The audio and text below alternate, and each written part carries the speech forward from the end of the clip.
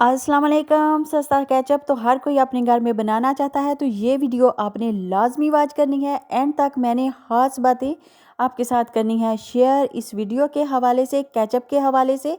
तो आपने कहीं नहीं जाना, तो चलिए स्टार्ट करते हैं। 3 अदद गाजरें और 1 इंच पीस अदरक का और साथ में थोड़ी सी दालचीनी स्टिक हमने ले लेनी है और इसको देगची में डाल देंगे गलने के लिए 1 गिलास पानी के साथ।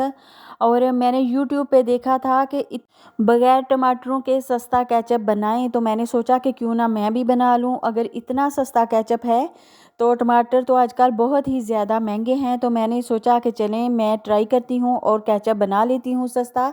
और इसमें 1 पीस मैंने डाल दिया चुकंदर का, क्योंकि उस वीडियो में भी उन्होंने बोला था कि चुकंदर का 1 पीस आपने डाल देना है, तो केचप आपका बहुत ही खूबसूरत कलरफुल बनेगा। तो मैं केचप की ट्राई कर रही हूँ, आपने मेरे साथ इस वीडियो को देखना है और रियलिटी चेक मैं आपको दूंगी।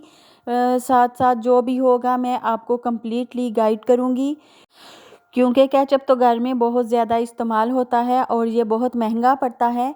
बच्चे जो हैं वो कटलेट्स के साथ खाते हैं, पिज़्ज़े के साथ, और बाज़ बच्चे जो हैं ब्रेड पे भी केचप लगा देते हैं। तो आज मैंने सोचा कि अगर इतना सस्ता ही केचप बन रहा है तो क्यों ना मैं भी बना लूँ।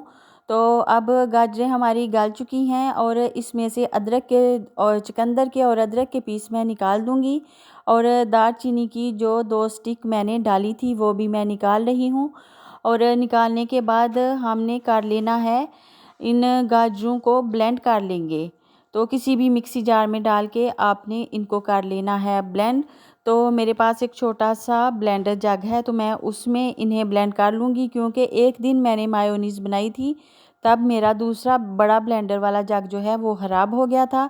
अभी मैं इस छोटे को यूज़ कर रही हूँ, तो मैं इसमें थोड़ा सा पानी ऐड करके इन 3 गाजरों को जो कि गल चुकी हैं इनको कर लूँगी अच्छी तरह से ब्लेंड। फाइन स्मूथ सा इसका पेस्ट हम बना लेंगे और बाद में हमने ये वाला जो पेस्ट है इसको छान लेना है। कलर तो माशाल्लाह वाकई बहुत ही प्यारा आ चुका है इसका। टमाटर तो 250 रुपये किलो हैं आजकल, और ये 3 गाजरें जो हैं ये 10 से 15 रुपये में ज़्यादा से ज़्यादा मिल जाएंगी। बस इतनी ही इनकी प्राइस होगी, तो ये सस्ता काम है। अगर वाकई ये वाला केचप टेस्टफुल बना तो मैं आपको लाजमी बताऊंगी, ताकि मेरी बहनें जो हैं उनकी एफ़र्ट बच जाए और उन्हें भी पता चल जाए कि ये केचप कैसा बनता है। इसका कलर भी बहुत ही प्यारा आया है और थिकनेस भी इसकी ठीक ही बनी थी। तो देखिए कलर इसका बहुत अच्छा है। 1 टेबलस्पून मैंने इसमें कॉर्नफ्लावर डाला, क्योंकि उस बहना ने जिसका मैंने यूट्यूब पे देखा था उन्होंने भी इसमें कॉर्नफ्लावर डाला था, क्योंकि कॉर्नफ्लावर से इसकी केचप की कंसिस्टेंसी जो है वो ज़बरदस्त सी बन जाती है। इसलिए अभी हमने फ्लेम को ऑन कर दिया। अब इसको मैं कुक कर रही हूँ और साथ में मैं नमक और रेड चिली पाउडर इसमें शामिल कर रही हूँ। और साथ हमने डाल दी 1 टेबलस्पून चीनी, क्योंकि गाजरें ऑलरेडी मीठी होती हैं, तो 1 टेबलस्पून चीनी इसके लिए काफ़ी थी। और 2 लेमन का जूस मैंने निकाल के रखा है, वो अभी थोड़ी देर बाद इसमें शामिल करेंगे। अभी इसको थोड़ी देर मैं पका लूँ, ये थोड़ा थिक हो जाए, क्योंकि इसको थिक होना चाहिए। ये 2 लेमन का जूस तकरीबन 2 टेबलस्पून बनता है, वो भी इसमें शामिल कर दिया टेस्ट के लिए।